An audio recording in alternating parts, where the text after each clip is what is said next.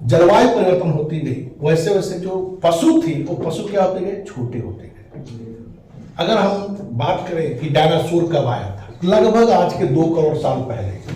तो डायनासोर जब आया था तो बहुत बड़ा जानवर था, क्योंकि उस समय की जलवायु भी ऐसी थी कि जिसमें कि ये हो कि बड़े बड़े पहाड़ थे, फिर से पूरी पृथ्वी पत्थरों से ढकी हुई थी।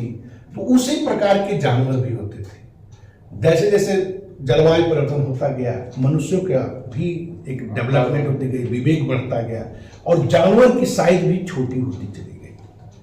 तो जानवर जब छोटी जानवर होगी तो उसमें गति तेज होगा। गति तेज होने के लिए हम उसे शिकार बड़े बड़े पत्थरों और उपकरणों से नहीं कर सकते हैं। तो हमें क्या चाहिए, हमें शार्प छोटा चाहिए। तो वो मेजोलिथिक पीरियड में आया और मेजोलिथिक पीरियड में पहली बार मनुष्य किस चीज का प्रयोग किया, तीर धनुष, भाला, हार्पून, इन सब चीजों का प्रयोग करना स्टार्ट किया। अब तीर धनुष का मतलब कि जिसे कह सकते हैं कि प्रोजेक्टाइल मेथड, कि किसी चीज को फेंक के मारना, प्रोजेक्शन से मारना। अब इन चीजों का हमें एग्जाम्पल कहाँ मिला कि मनुष्य किसी चीज को फेंक के मार रहा है, तो इसका एग्जाम्पल कहाँ से मिला? तो उसके लिए हम जाएंगे भीमबेटका। तो भीमबेटका क्या है? नर्मदा नदी के तट पर मध्य प्रदेश के एक राज्य में, रायगढ़ जिले में एक भीमबेटका स्थान था, जहां से बड़े लेवल पर गुफा चित्रकला का हमें या गुफा पेंटिंग प्राप्त हुई है। अब इस गुफा पेंटिंग का एक्सकेवेटर कौन था? तो इस गुफा पेंटिंग का एक्सकेवेटर थे वीएस वाकाणकर। इन्होंने पहली बार इस भीमबेटका के गुफा चित्रकला का क्या किया, एनिमेशन किया था। और वहां पर उन्होंने तमाम तरह के चित्र देखे, जिसमें डांसिंग, रनिंग, हंटिंग, प्लेइंग यानी शिकार करना, नृत्य करना, फिर से फेंक के मारना, ये सारी चीजें चित्र से वर्णन होता है। चित्रों में क्या था, दिखा रहा है कि एक व्यक्ति ऐसे दौड़ रहा है और कोई चीज को चला के मार रहा है, फिर से कोई आगे जानवर भाग रहा है। कहने का मतलब है कि हम चित्र कब बनाते हैं, चित्र हमारे दिमाग में कब आता है? हमने कहा कि हम अल्लाह का चित्र नहीं बना सकते। क्यों नहीं बना सकते? क्योंकि वो निराकार है, उसका कोई आकार नहीं है।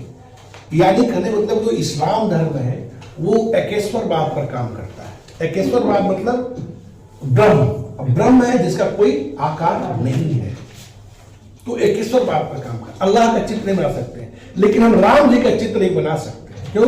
क्योंकि राम जी के बारे में हमारे दिमाग में बैठा दिया गया है कि राम जी ऐसे होंगे, उनके हाथ में तीर धनुष होगा और उनके साथ माता सीता होंगी, बगल में लक्ष्मण भैया होंगे। तो हम क्या करते हैं कि राम जी का चित्र बना लेते हैं, अल्लाह का चित्र नहीं बना सकते, एकेश्वरवाद। अब उसी तरह कि अगर महिलाएं या लोग डांस कर रहे हैं और डांस का चित्रांकन किया गया है भीमबेटका में, तो निश्चित रूप से उसका मतलब क्या है कि उस समय के लोग नृत्य करते थे। और नृत्य तभी करेंगे कि जब मनुष्य एक जगह इकट्ठा होकर रहना स्टार्ट करेगा। यानी एक तरह से कम्युनिटी लाइफ, जो सामुदायिक जीवन का अगर शुरुआत कह सकते हैं, इनिशियल स्टेज पर अगर कहीं था तो वो मेजोलिथिक पीरियड में था, यानी मध्य पाषाण काल में था। तो ये सारी बातें कब किस चीज से हमको सामने प्रकट होता है, तो वो भीमबेटका की गुफा चित्रकला से होता है। और गुफा ये आपका जैसे 4 जगह है, आदमगढ़, बागौर, सराय नहरराय, महदा और भीमबेटका, यानी मध्य पाषाण काल में आप इन 4 चीजों को पढ़ना है। पशुपालन मनुष्य ने स्टार्ट कर दिया था। तो अगर हम बात करें कि इस प्लैनेट पर यानी धरती प्लैनेट पर सबसे पहले मनुष्य ने किस जानवर को पालना स्टार्ट किया था, वो था कुत्ता। कुत्ता क्यों भाई? क्योंकि आवश्यकता ही आविष्कार होती है। याद कहते हैं ना कि आवश्यकता क्या होती है, आविष्कार की जननी होती है। क्यों? क्योंकि जिस चीज की मनुष्य की आवश्यकता पड़ने लगी वो मनुष्य धीरे धीरे इवॉल्व करना स्टार्ट कर दिया। मनुष्य क्या था, शिकारी था, और शिकार में हेल्प कौन कर सकता है, वो कुत्ता कर सकता है। कुत्ता क्या है, अलार्मिंग है कि रात में हम सो रहे हैं तो अगर कोई जानवर, बड़ा जानवर हम पर हमला करे तो उससे पहले कुत्ता भौंक देगा। तो इसलिए कुत्ते का स्टार्ट हो गया पशुपालन। यानी मेजोलिथिक पीरियड के आते आते मध्य पाषाण काल में मनुष्य क्या हो गया, पशुपालन करना स्टार्ट किया। तो पहले कुत्ता पाला, फिर भेड़, बकरी। भेड़ क्यों भाई? जिससे ऊन प्राप्त हो सके। ऊन जब प्राप्त होगा तो ऊन से क्या होगा, धीरे धीरे हम मनुष्यों ने कपड़ा पहनने की जो प्रैक्टिसेस थी वो स्टार्ट कर दिया। फिर बकरी पाला, बकरी क्यों, दूध भी मिल सकता है और मांस भी मिल सकता है। तो इस तरह कह सकते हैं कि कुत्ता, भेड़, बकरी और आगे चलकर बैल का भी पालन स्टार्ट कर दिया। मेजोलिथिक पीरियड में मनुष्य फिशिंग भी करता था। फिशिंग का मतलब होता है मत्स्य पालन या मछली मारना। आगे बढ़ते हैं तो एक पीरियड आया जिसे कहते हैं नियोलिथिक पीरियड।